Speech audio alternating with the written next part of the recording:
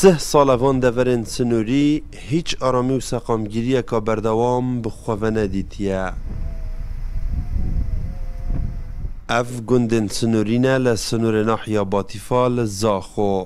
جبر بردوامی شر و آلوزین دنف براگری لامپک که دولتا ترکیه دا بردوام روشا امناهی وان دوران نه آرام و مترسیدار بویه. هفدم و چندجی خلق گلکی نراحت کریه و بگیان و ثروت و سامان و زیاندار کریه. نابینامه و شیلانه طیاره 2 سال خلبیری دابیم گندین ما شو ببینی على اساس چن چکی وندرا پاخش کن او ربیعت حکمتی دیناتین داوا گندی کفن تقریبا سال یک دوش کت وانا ورکر هما نچار بین شوری روین هاتن قصدا گندی نی کرد ویگاوی هما گندی شریط حدودی همی مترسینه یعنی قصد بردوامه داخوازامش پککی و ترکا هر دو هیا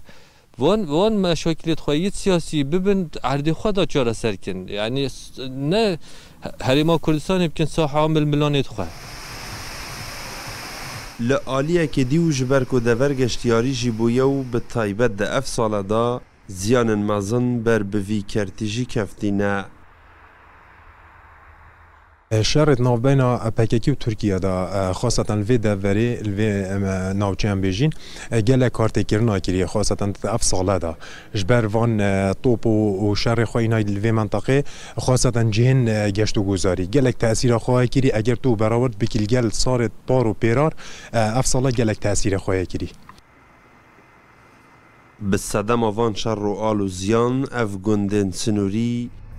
جگهاندنا خدمت گذاری آنجی ببش بوینه. اف منا چکداری چندین ساله کو بیه اگر بوم امنشین کو خدمت گذاری بگهین وان گندا و تایبت گندت آباکری زوره وان گندا جی کو نه آباکری نه اگر یه مل چکدار منا چکداری کو چندین ساله حوالاتی منش یا بخو ام وکو حکومت خدمت گذاری درستی بگهین وانا اکید ضرر کامازن گهان دی دوره و چی دوره نبس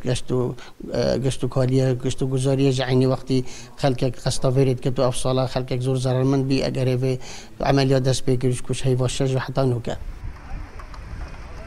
شر و آلوزیم بردوامن دناف براگری لامپککی و دولتا ترکیه دا لوی سنوری و طباران و بردمان کرنا دوره یا بردوام جبلی چول کرنه خلک 43 گندان جسردان رز و باغ و چم و آقارن وان به بهر کرینه و هفدم سنورن هرما کردستان جی هاتینه بزاندن.